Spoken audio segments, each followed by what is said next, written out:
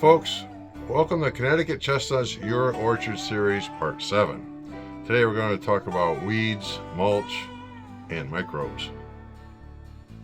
So you have your trees in the ground, now they need your help. Your young saplings need every bit of an edge against the elements they can get to get growing in their first years. We have seen many examples of guys planting an orchard or just some random chestnut trees and wondering 2 years later why they just are not growing well. Well, the main reason could be bad soil and lack of water.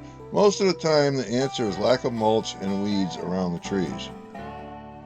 Mulching around your trees helps your trees in a few ways that changes your chances of success in more ways than you can imagine. If you have done some research, you have likely read that chestnut trees don't like wet feet and need to dry out from time to time. This is not the case with your seedlings. Your young transplants do not have the tap roots and the root mass that a mature tree has, and you have to make sure that they have plenty of moisture to keep them growing in the first few years. While they do not like standing water at all, they do need constant moisture. This is one of the reasons mulch is your best friend. It keeps the ground around your trees moist, it keeps the weeds from sprouting up, and it raises the microbes in your soil column so that there are more beneficial microbes for your roots to feed on. As time passes, the mulch itself breaks down and feeds your trees micronutrients that they need to get well established. Weeds or grass around your trees rob your tree roots of nutrients that your tree roots should be getting. There are a few micronutrients that our plants get only from rainwater. Weeds and grass take in these elements before they can make it down to your tree roots. In the world of plants, scientists have discovered that plants need certain micronutrients to unlock or use other important nutrients.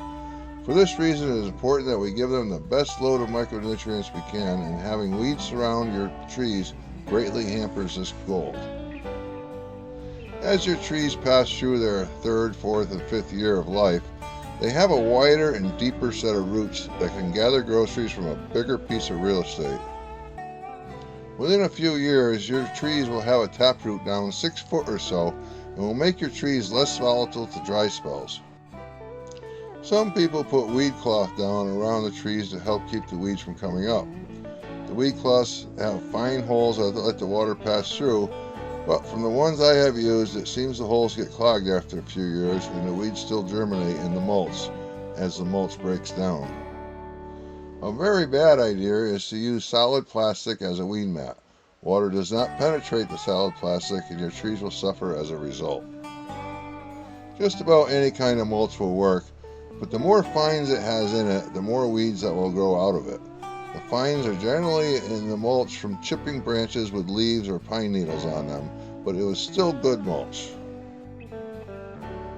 Powerline crews are generally eager to give away the chips they generate, as they do not make good mulch as ornamental mulch, but for our purposes it is just fine.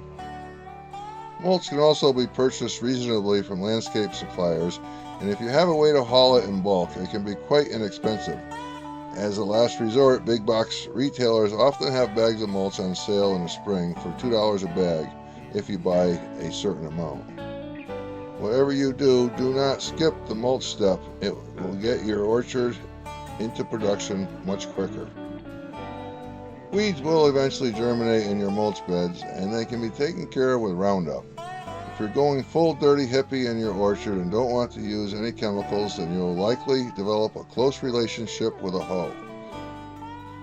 You can also apply a pre-emergence for weeds on your mulch beds. One commonly used is called Oust. But be forewarned, Oust is not approved for use around chestnuts as a food crop, so you have to stop using it in the first year that you expect a crop. When your weeds are small and young, just a whiff of Roundup with a sprayer will knock them out easily, but if you let them mature, they are much harder to kill off. Spraying often as the weeds pop up can be a pain, and that is where Oust twice a year helps a lot. The most important thing to remember is while spraying Roundup in your orchard is that young trees absorb nutrients through their bark for the first 2 or 3 years of their lives. Actually, their outer layer of their bark soaks in nutrients just like the leaves and roots, so you have to be careful to not get any Roundup on your trees at all. A windy day can kill your whole orchard. Tree tubes have rows of vent holes all around them, but the holes do not extend down to the bottom of the tubes to minimize the chances of chemical drift killing your trees. One last note about oust. While it serves a great purpose before the trees are bearing nuts, one 3-pound container costs about $150.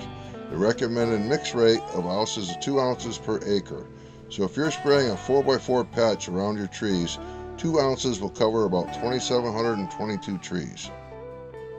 My jug of oust should last me the rest of my life. I do use it in landscaping at my other business and in my wife's flower bed here at home. It is very handy for suppressing weeds in other places. If you keep your weeds to a minimum the first year, your weed seed load will be much lighter the second year and beyond. Stopping your weeds from going to seed in your orchard mostly means that you kill them out as soon as they flower or start to produce a head, if you have any in your orchard by that time of year.